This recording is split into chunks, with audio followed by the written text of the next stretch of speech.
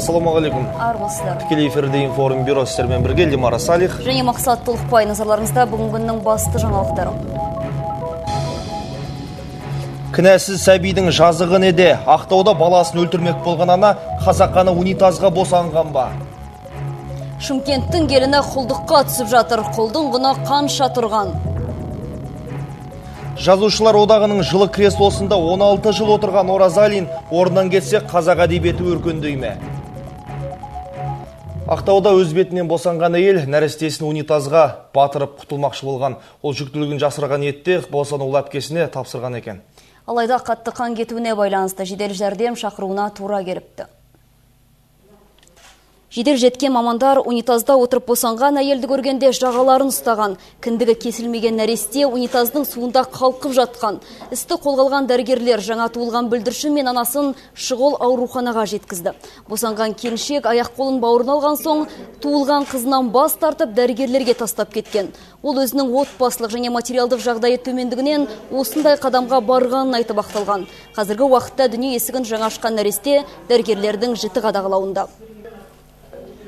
Босанушы 6 күн бойына жатты, нәрестені өзінің көкірегімен емізді, сүтін берді, киіндірді, тамақтандырды.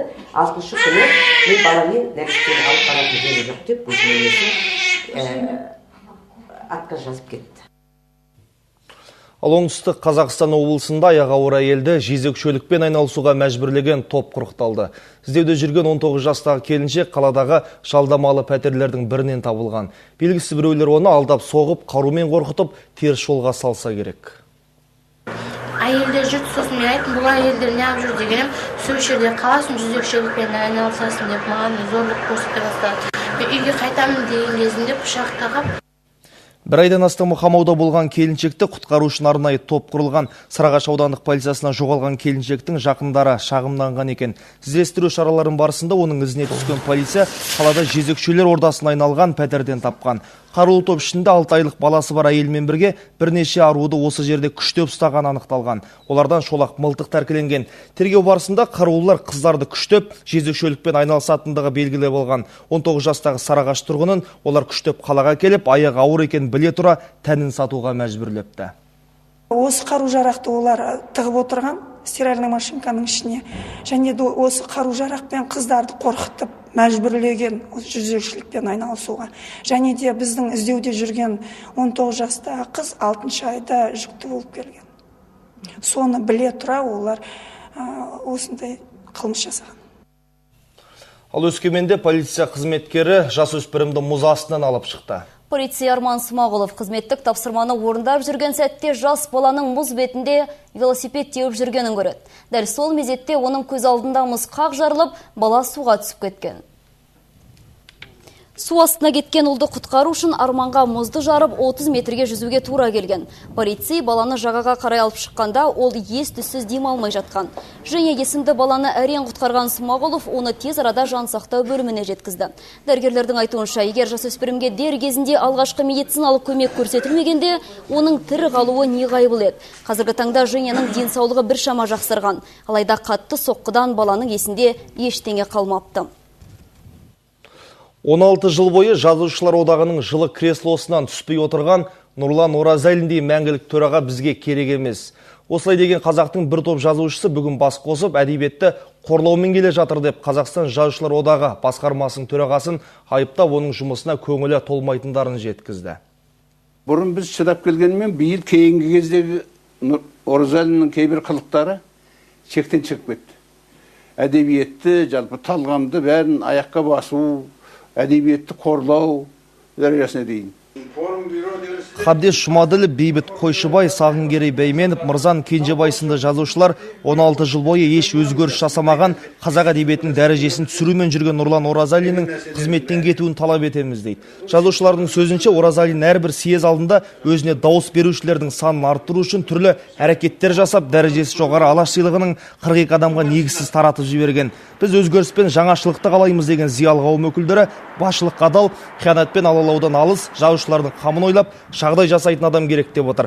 Ал мәселенің анық-қанығын білуге барған журналистерге Нұрлан Оразалин мырза жауап беруден бас тартты. Жамбыл облысына қарасты Айша Бибі бекетінің маңындағы көпірге көлік жүргізушілер алаңдаулы. Қосшағалы жалғаған жолдың 10 жыл бұрын жарамсыз болып танылған. Алайда қауіпті көпір әрі күнге қолданысты. Айналмалы жолды Аса өзені ағызып кеткен. Тақырып тізгіні аймақтағы әріптесіміз Нұрадин Рахайда. Күре жолды жалғаған көпірді қыл көпір деп атайды көлік жүргізушілері. Сүрініп кетіп, бүлініп қалама деп қорқады көбісі. Іргетасы 1960 жылы қаланған көпірді осыдан 10 жыл бұрын Қазақ жол ғылыми зерттеу институты апатты деп тапқан. Қосымша айналмалы жол салынды сол үшін. Бірақ биыл Аса өзені арнасынан асып, айналмалы жолды ағызып кетті. Темір тұлпар тізгіндегендер енді көпірден демін ішінен тартып өтуде. Ләжоқ өту керек болып жүреді. Бәрі знактар бар. Енді объезден бәрі су шайып отыр оны. Налог төлеп атымыз, бәрін төлеп атымыз. Не істемейді? Істеу керек соны. Айша Бибі бекетіндегі жол сақшылары ар өткенге амандық, бер өткендердің тілегін тілеп әлек. Тәулігіне тоқтаусыз өтетін 500-ден аса ауыр жүк көліктердің легіне төтеп бермейді көпір. Қақырап қақ ортасына түсу қаупі қылаң бергелі қашан, бірақ қыл көпірді қалпына келтіру ісі күн ілгеріге қалып барады.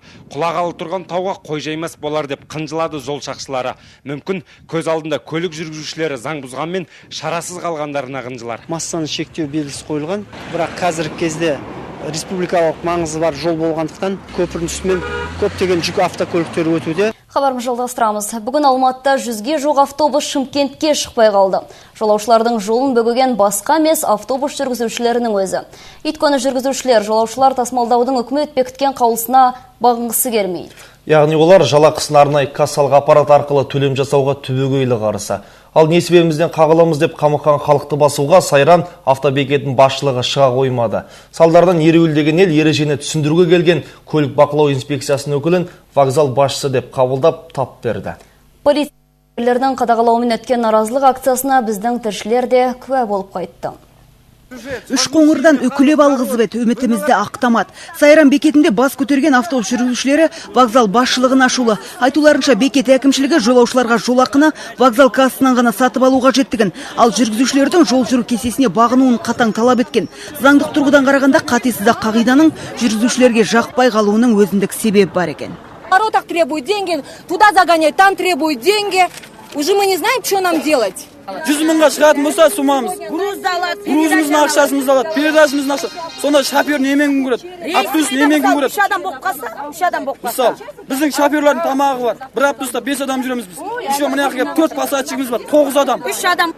Талаптарын айтып, ереуілге шыққан 100-ге жуық автобус жүргізушісі билетпен жүретін жолаушыны тасымалдауға құлықсыз кассалық аппаратқа телміргіміз келмейді. Тыйым тебенімізден қағыламыз деп қамығып отыр. Олар чекке күніміз қараған кезде әр автобустың жолақыдан түскен пайдасы жүргізушісі жолаушы жинағышы бар 9 қызметшісіне төлем төлеуге қауқары қалмайды деп қапалы. Онсыз да кіруі мен шығуының өзі ақылы автобус бекетінің басшылығы талабымызды тыңдамаса жұмыстан кетіп тынамыз дейді. Үш қоңырға кетеміз біз.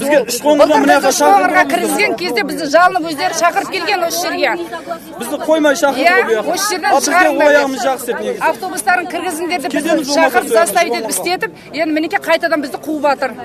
Бір қызығы бекеттің территориясынан камера көрсе қумалап тілші атаулыны ауласынан аластауға әуес, вокзал басшылығы бұл жолы бүйтпеді. Керісінше ереуілдеген елдің талабын тыңдауымызға еркін мүмкіндік беріп сырттай ғана бақылап жүрді.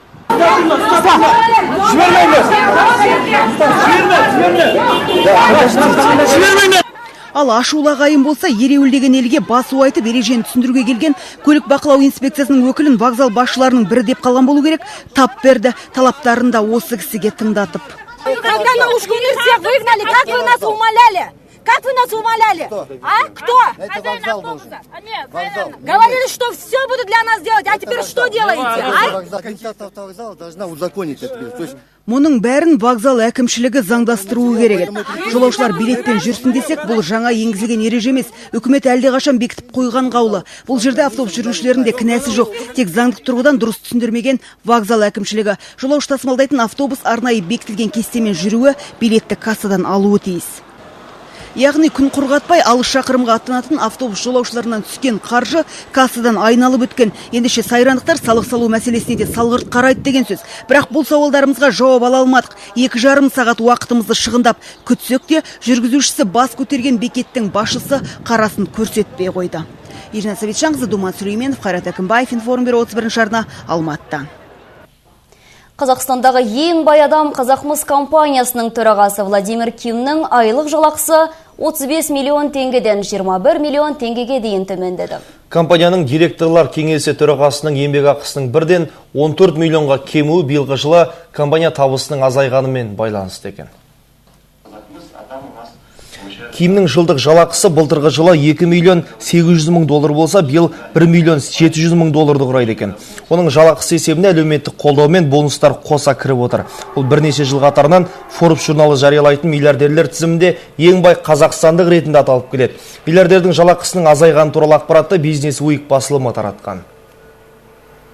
Қазақстан өз спутниктарын Астанада құрастыратын болды. Бұл туралы бүгін Қазақ-Француз біріккен кәсіпорынның өкілдері мәлімдеді. Астана қаласының аумағынан бүгінде 30 гектар жер бөлініп біріккен кәсіпорынның құрылысы басталған. Бұл туралы Франция мен Қазақстан ғарышкерлері Жан-Пьер Энера мен Талғат Мұсабаев мәлімдеді. Қазақстанда жасалатын жаңа жер серіктері Қазақстан аумағын тұтастай жылдам интернет, телефон желісімен қамтымақ. Сонымен қатар табиғи апаттардың да алдын алуға жәрдемдеспек. Бұл компанияның негізгі акционері Қазақстан үкіметі. Қазіргі құрастырылатын спутниктер жер қыртысын зерттеуге, ауыл шаруашылығына тиімді егістік алқаптарында қанша дәнді дақыл шықты, одан қанша өнім алуға болатын зерттеуге бағытталған. Арал теңізінің ахуалында бақылауға болады.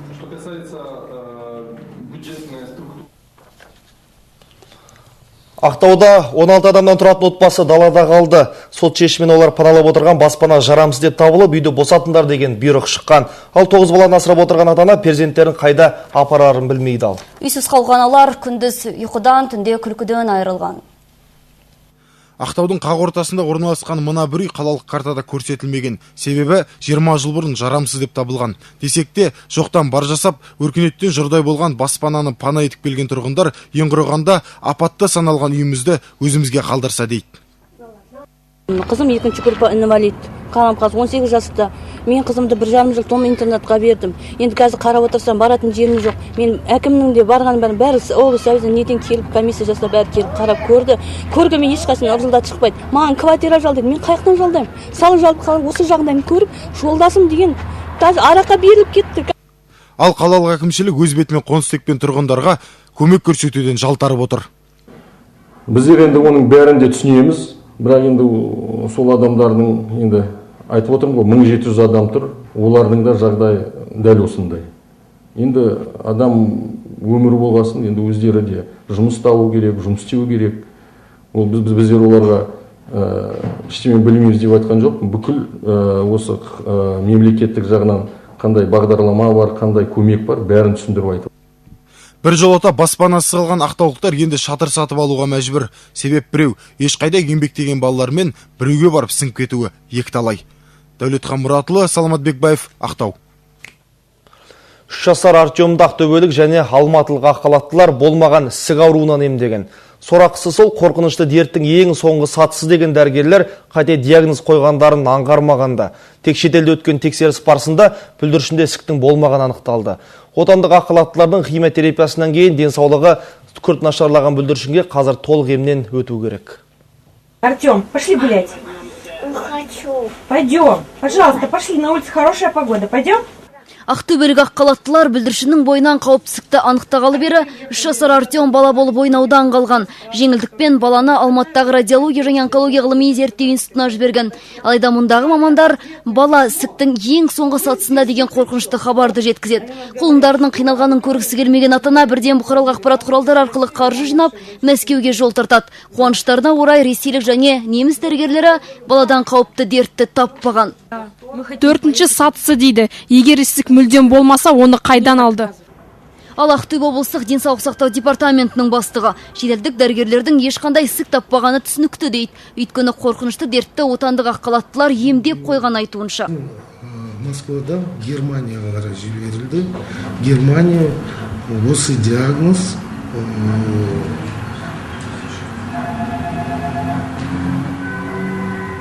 әбден алпыстамаған. Ал бүлдіршіннің отбасы ұлдарының химиотерапияның 4 курсы кесірінен көзімен жүрек әлсірей бастағанын айтады. Енді Артемнің ата-анасы денсаулық сақтау министрлігіне шағым түсіреміз дейді. Істің ақ-қарасы еліміздің бас дәрігерлері араласқан соң ғана анықталмақ. Лимар Салих, Баян Сағымбаева, Қайрат Акымбаев, Информбюро, Ақтөбе. Лондон Олимпиадасында алтын алған спортшыға 250 мың доллар берілетін болды.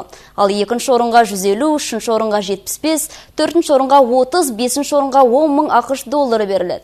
Бұл туралы бүгін спорт және дене шынықтыру істері жөніндегі агенттік төрағасы Талғат Ермегияев мәлімдеді.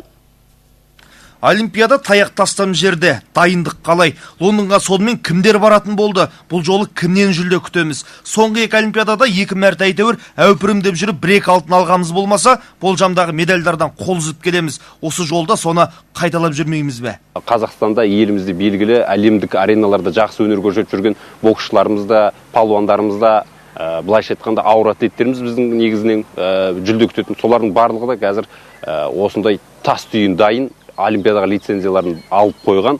Осы жігіттерден биыл енді жақсы нәтиже көрсетуін тілейміз, және біздің ойымызша өткендегі екі олимпиадада болған нәрселер, дүниелер қайталанбауы керек.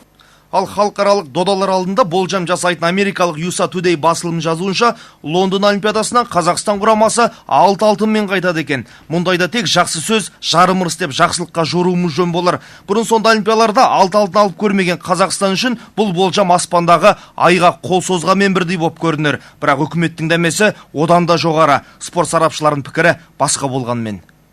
Екі алтынды ауыр атлеттеріміз алса, бір алтынды боксшыларымыз алу керек. Ол міндетті түрде Қазақстан тәуелсіздік алғалы берге қатысқан 3 жазғы олимпиадасында үшеуінде де бокстан бір алтыннан алып отырған. Ол кем дегенде минимум. Демек бізде осы боксшыларымыз осы жолда Лондон төрінен бір алтын алу керек. Және өзге де спорт түрлеріміз бар. Және 3 қарғып секіруден жаңа Рыпакованы айтып жатырмыз, Максим Раховты да айтып жатырмыз, дзюдодан, басқа да спорттағы мықты біздің тәптеуір өнер көрсетіп жүрген спортшыларымыз бар. Осылардың біреуі алтын алып жататын болса, қуанамыз әрине.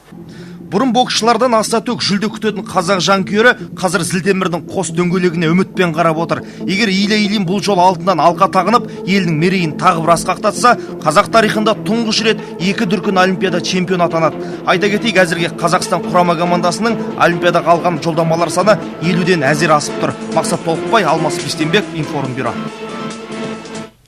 Информбюроның орысша шығарылуынан кейін Базарбаевтар комедиясының 2-ші сериясын жіберіп алмаңыздар. Бүгінге осы. Алда жарнама және ауа райы мәліметі келесі кездескенше. Аман сау болыңыздар.